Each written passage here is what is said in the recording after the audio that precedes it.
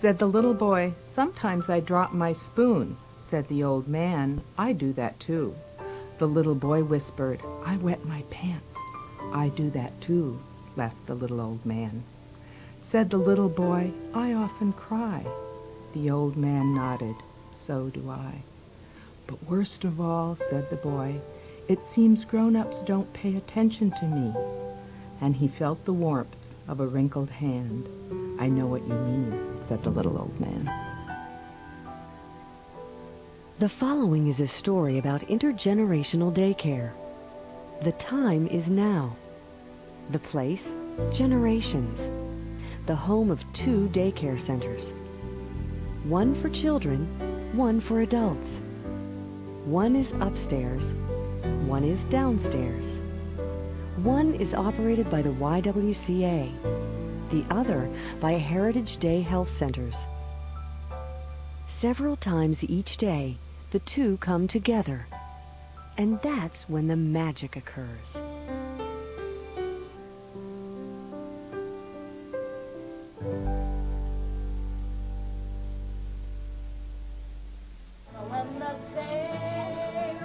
When they're together, they almost immediately connect as peers. Magic happens here. I think this is a sterling example of what can happen, and nobody knows about it. The people that we serve in adult day services are generally the very frail elderly. Probably 60% or so of the folks that we serve in the adult day centers have Alzheimer's disease or related dementia.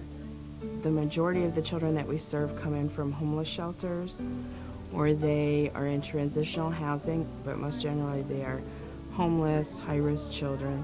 So we see a lot of cognitive problems with the children also.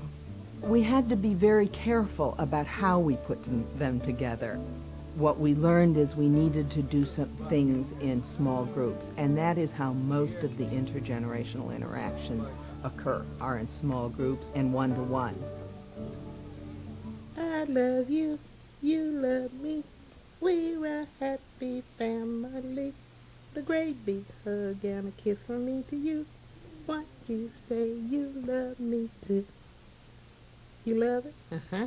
The role of caregiver, parent, grandparent is so natural to them, and they don't have the opportunity to play out that role anymore. But when they come here and they can hold a baby again or just interact with the child in some way, even for a short time, it gives them back a sense of who they are. And you can see the calming effect that it has on the children. The anxiety quickly disappears when they have a lap to be on and someone to listen to them or rub their back or just be there for them. And I've taken children out of the classroom that are having a difficult day, take them downstairs to talk to Grandpa Joe or Grandma Mary, and they melt. They calm down, they relax, they lighten up, and they smile more. They're learning that old people, there's nothing to be afraid of when it comes to older people or people in wheelchairs or people who have body parts that don't move. They're learning to not be afraid and even see how similar they actually are. Why not? There are 2 populations in this country that have a lot in common. The adults and the children have been prescribed physical therapy or speech therapy, but they're giving each other kind of a social therapy. It doesn't require a doctor's order. It just happens. It is therapy. As a full-time nurse with the program, I find my role is more of a preventative role and observing all these clients and really getting to know my clients on a one-to-one basis and monitor the chronic health care issues of the clients. And most of them do come with some chronic health care issues like diabetes, high blood pressure. A lot of them have had strokes, so I am the liaison between the physicians and the caregivers. We also have noted an incredible difference in people who are really demented, who have always loved children, and when you give them a baby or a child to hold on their lap, the difference in their behavior and demeanor is just marked. They do know how to hold a baby. Always, always. You give a lower functioning person a baby and a bottle, and they know what to do. We know how important touch and feel is, and what a great way to communicate it is. For a child who's too afraid to talk and a grandpa who is aphasic and can't speak, they can communicate without saying a word. We did a study where we measured even the agitation level of our more confused folks over an 8-week period of time. And 1 week we watched them when the children were here, and then when the children weren't here. The wandering increased, the questions about when am I going home, you know, is anybody going to pick me up, were so much more increased than when the children were here. And for some people, the only programming that they get involved in may be with the children. They may sit back and not participate in much of anything else that we do. But when the children come into the room, or a child comes into the room, they light up and they reach for the child, and you know, they can feel part of the community or whatever it is that they need to feel part of again. And when you're a child, you have a lot of the same needs as you have when you're 80. And so there's sort of this circle that's being brought together, because at 80 you might need help with putting your sandwich together, and at 2 you need the same kind of help, and they can look at each other and say, yeah, I have a hard time holding my spoon, and yeah, you have a hard time holding your spoon, and we'll help each other. We have a group of younger adults that we're serving at this site, and so in this intergenerational program we're really serving 3 generations: older adults, children, and younger adults who have pretty severe physical disabilities. Many of our younger adults have had traumatic brain injuries or multiple sclerosis or strokes. And we've been real interested in seeing how that population, that group, were going to interact with the children. And that's been extremely positive. I love the sound of a baby's laugh. I love it. It really makes me happy.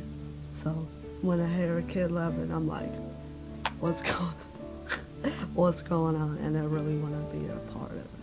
We have families who have reported to us that their parents or whoever it may be that they're taking care of come home and talk about the children, or come home calmer, come home and sleep better, and look forward to coming back day after day because they have something to look forward to in life.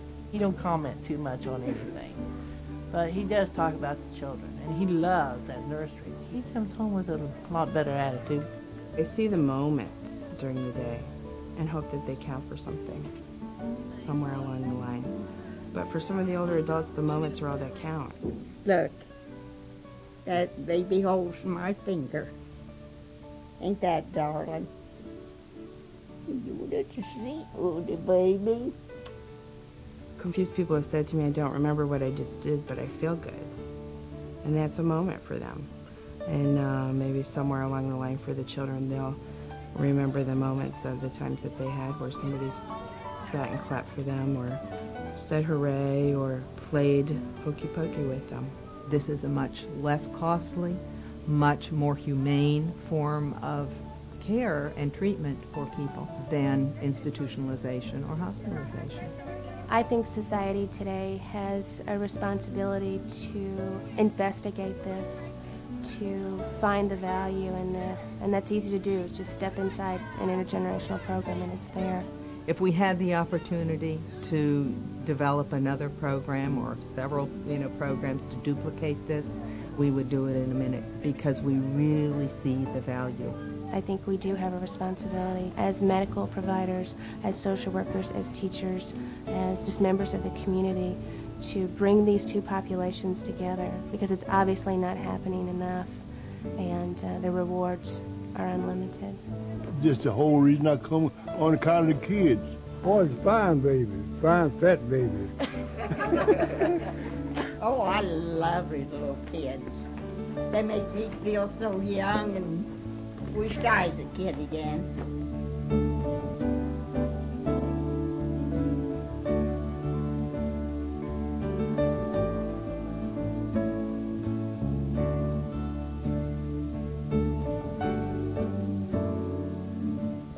Services provided by Heritage Day Health Centers include health monitoring and nursing care, personal care including bathing, meals and snacks, therapeutic activities and recreational opportunities, transportation with wheelchair accommodation, rehabilitation therapies, and social services and counseling.